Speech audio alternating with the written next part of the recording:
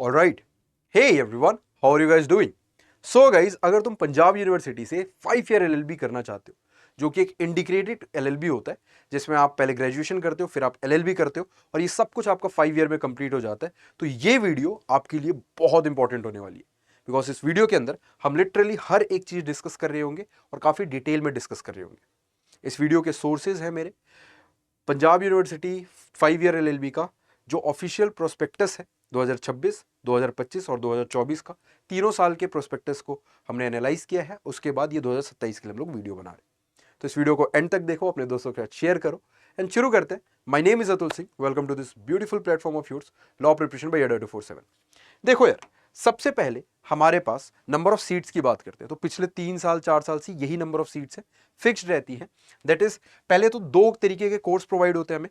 एक होता है BA LLB ऑनर्स, जिसपे आप बैचलर ऑफ आर्ट्स कर रहे होते हो, फिर LLB कर रहे होते हो। एक होता है BCom LLB ऑनर्स।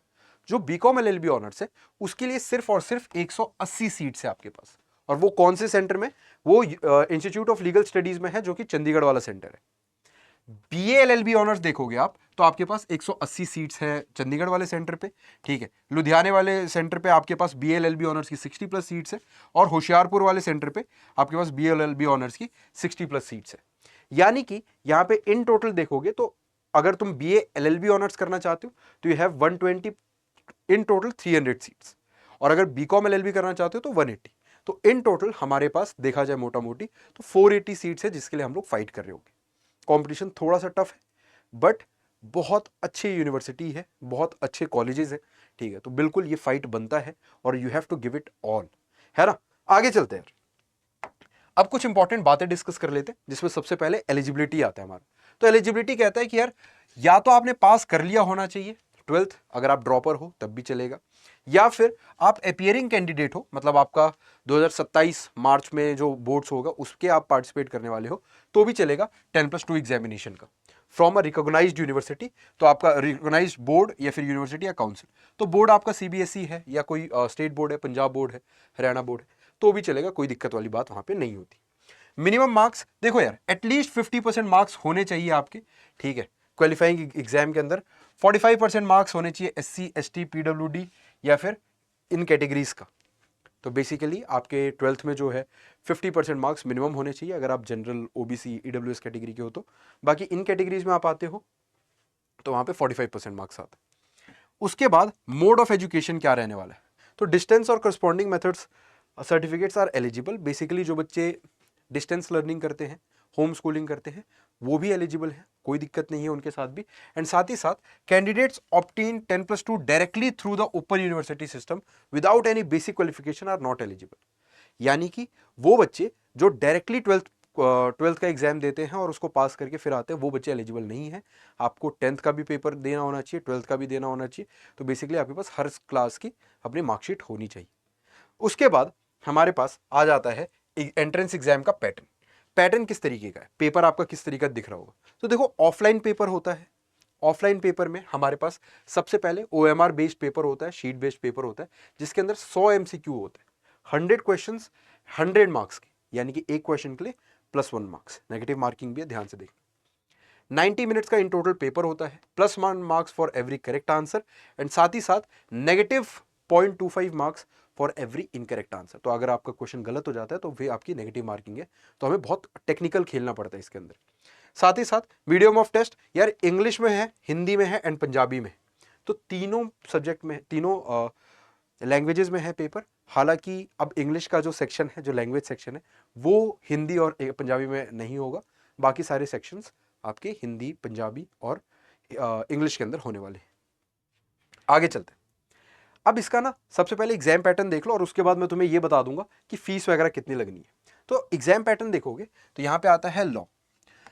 40 मार्क्स का आपका लॉ पूछा जाता है आपसे, ठीक है। बेसिकली एग्जाम पैटर्न मतलब सिलेबस वगैरह की हम बात कर रहे हैं। तो 40 मार्क्स का आपसे लॉ पूछा जाता है, जिसका क्वेश्चन नंबर 1 to 40 आपका स्टार्टिंग का लॉ का होगा। बेसिकली लॉ में आपका लीगल स्टडीज आ जाता है थोड़ा सा, ठीक है। तो लीगल वाला पोर्शन आ जाता है। बता दूंगा मैं कैसे तैयारी करनी है, क्या करना है, बट अभी देख लो इसको। Knowledge and general current affairs, इसके 40 क्वेश्चन बनते हैं आपकी, यानी कि 80 क्वेश्चन तो इन्हीं दोनों सेक्शन से बन गए। फिर छोटा सा एक सेक्शन है रीजनिंग का। इसी रीजनिंग के अंदर क्वांट्स हल्का फुल्का घुसा देते हैं थोड़ा सा, ठीक है। तो रीजनिंग और क्वांट्स को मिला के 10 क्वेश्चन है और आपका इंग्लिश वाला पोर्शन 10 क्वेश्चन के बराबर है। ये जो मैंने क्वांट्स बोला है ये स्पेसिफिकली कोई क्वांट्स नहीं है, बट हल्का फुल्का नंबर सिस्टम वगैरह चीज़ें पूछ ली जाती है। तो आपके पास टोटल 100 क्वेश्चन है, जिसमें सबसे ज़्यादा weightage general knowledge and current affairs का है और लीगल का है। 10 क्वेश्चन आपके रीजनिंग और इंग्लिश से भी पूछे जाते हैं। बहुत टिपिकल क्वेश्चंस होते हैं, ठीक है। बहुत टफ भी नहीं है, लेकिन नंबर ऑफ सीट्स क्योंकि कम है, बच्चे अपीयर होने वाले ज़्यादा हैं, तो ये एक बढ़िया मतलब अपॉर्चुनिटी है। तो उस वजह से पेपर का कंपटीशन थोड़ा टफ हो जाता है, तो you have to score very high marks, ठीक है। आगे चलते हैं। उसके बाद हमारे पास सबसे बड़ी बात आती है फीस।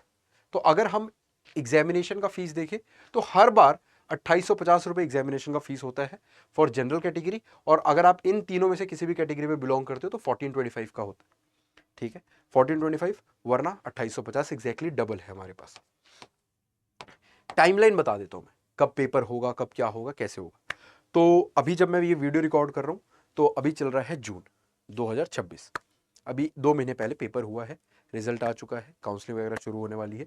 तो अब देखो यहाँ पे यहाँ क्या चल रहा है। 2027 का जो प्रोस्पेक्टस है वो मार्च के फर्स्ट वीक में रिलीज हो जाएगा या फिर फेब के लास्ट वीक में। तो फेब लास्ट 28 फेब 1 मार्च के आसपास तुम्हें रिलीज होता हुआ दिखेगा वो 2027 में।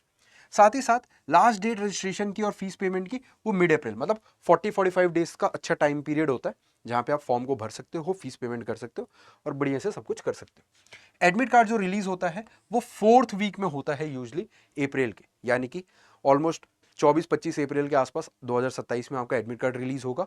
और उसके बाद आपका एंट्रेंस एग्जाम का जो डेट है वो लास्ट संडे ऑफ अप्रैल 2027 रहेगा, क्योंकि इस बार भी ऐसा ही था।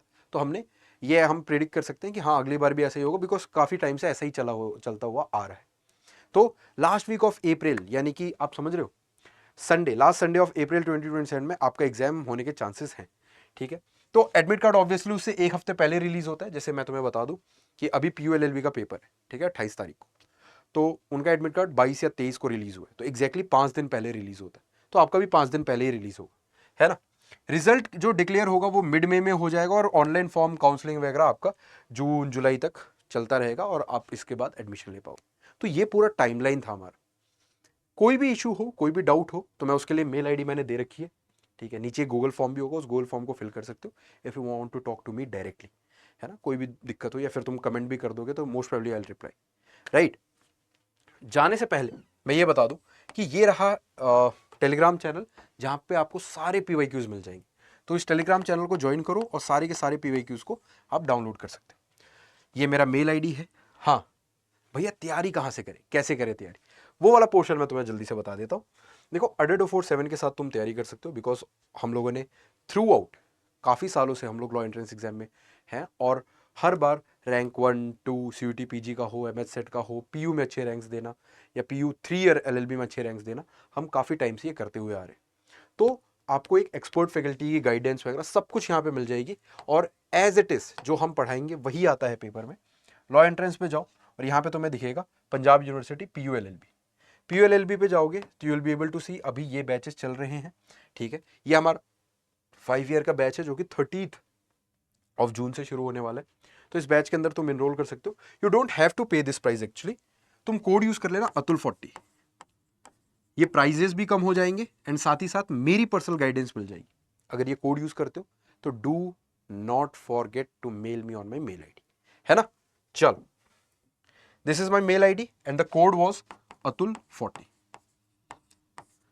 दिए गए नंबर पे नीचे डिस्क्रिप्शन में नंबर है, उस पर आप कॉल भी कर सकते हो if you are confused about anything. So that's all for this video. Thank you so much guys for being such a wonderful audience. Subscribe कर लेना चैनल को। मिलते हैं अगली वीडियो के अंदर। Until then keep grinding, keep hustling. जय हिंद, bye bye and take care.